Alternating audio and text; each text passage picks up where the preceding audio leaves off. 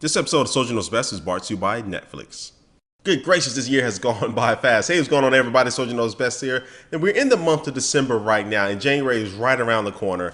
And I was just sitting here thinking, man, the iPad 3 is getting ready to be announced. Because if Apple continues this tradition of January announcements, they announce the iPad 1 in January, the iPad 2 in January, more likely the iPad 3 will be announced in January. So that just means that this year has gone by pretty doggone fast. And we've seen a lot of tablets come and go, HP. But, I think most people can agree with that the iPad 2 has still remained as the #1 top tablet out there overall. There's some that offer, better things as far as your price point and different things like that. But the iPad 2 is definitely overall still #1.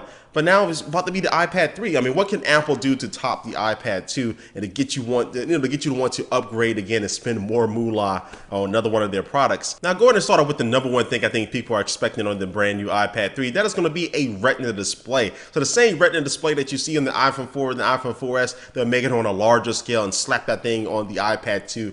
But I have to say the iPad 2 screen is not really that bad to me at all, even though you can't really tell because it's so bright right there. But I really like the iPad 2 screen, but definitely other tablets, especially from Android, coming out with higher resolutions of displays. I think Apple needs to do that just to be able to, kind of stay on that standard level of what people would expect in tablets. Plus, I think it will look awesome.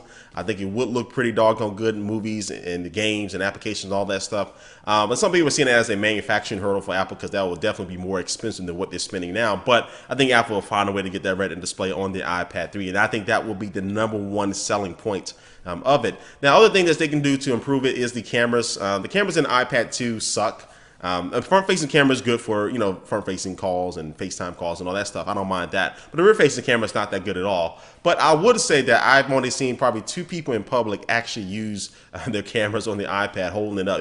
I felt weird when they were doing it. Other than that, we're going to see on the inside. Yes, the inside of the iPad 3. Now, it already has the dual-core A5 processor, which just got put in the iPhone 4S. And I am sick. Can you tell? That's why I'm swallowing so hard. That does not sound right. Pause.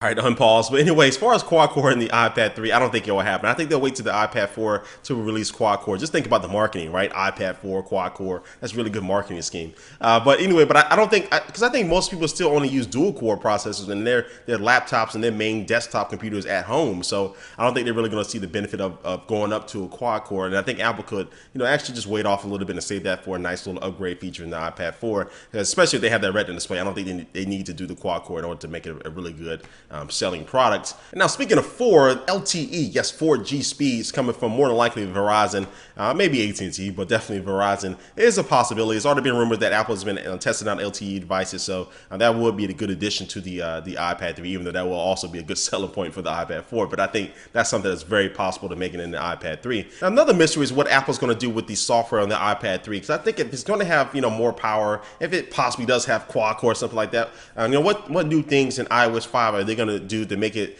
specific and exclusive only to the iPad 3 to make you say, wow, I really need to do that with the software? I mean, a lot of people really asking for a new home screen redesign and widgets and all that stuff. We've been hearing that for years now, but I don't know what Apple can really do as far as software wise, besides bring over Siri, which I think that's a 99.9% guarantee they'll bring Siri over to the iPad finally. They'll improve the built-in microphones and be able to use Siri and schedule your reminders and all that stuff with the iPad 3. So that's a given, I think. But other than that, new things coming to iOS 5. I really can't think of nothing off the top of my head. Now, a couple of things that may happen. I don't know. I'm just throwing these out. These just kind of just whimsical things.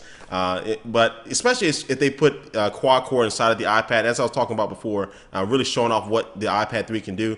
Maybe a Final Cut mobile that may be iPad 3 only. Just imagine how many video editing geeks out there would be excited for Final Cut Mobile to be able to work with green screens and all the other stuff on your tablet. I think that would be cool and awesome. They'll probably sell that thing for $20, but that would be a good little way to show off why you'll need quad-core or something like that. That's possible. Also, too, Apple has already submitted patents and all that stuff as far as being able to use the back of the iPad 3 and have like a little touch panel, very similar to what the PS Vita, that new mobile gaming device we just launched over in Japan. You can actually use your fingers features on the back of the iPad to probably control things, to go through the home screen, double tap to do things like that. Now that's kind of way out there. That more likely is not going to happen in the iPad 3, but that is something to look at, possibly happen in the next 20 years or so. But anyway, another big announcement of this whole event won't have anything to do with the iPad 3, I'm thinking. I think it'll be dealing with the iPad 2. They can get the selling price of a brand new iPad 2 down to about $300 after they start selling the iPad 3. That would be an awesome selling tool to really cut into those sales of the Amazon Kindle and the Barnes & Noble Nook. And they really say, hey, we do have a very affordable tablet here at $300 or less that you can get if you don't need all the brand new things that the iPad 3 brings, like the Retina display and a better camera. Some people don't even need that. But if you get the iPad 2 price down, that's a really big, awesome selling point for Apple. So whether you should wait for the iPad 3 or go ahead and get the iPad 2 now, this question I get asked so many times. It's really your personal preference. If you don't need the latest and greatest, go ahead and get the iPad 2 now. You're not going to be disappointed. But I think if you waited this long, ultimately, I think it wouldn't hurt you to wait a couple more months. Or we'll just wait another month to see what Apple announces with the iPad 3 and see if they bring the price down. Because, you know, if you're going to spend $500 and if they don't drop the price of the iPad 2, you might as well spend that $500 on a brand new device like the iPad 3 will be. All right, so anyway, guys, this brings the end to this video. But before we head out here, it's going to take one last look at our sponsor for this video.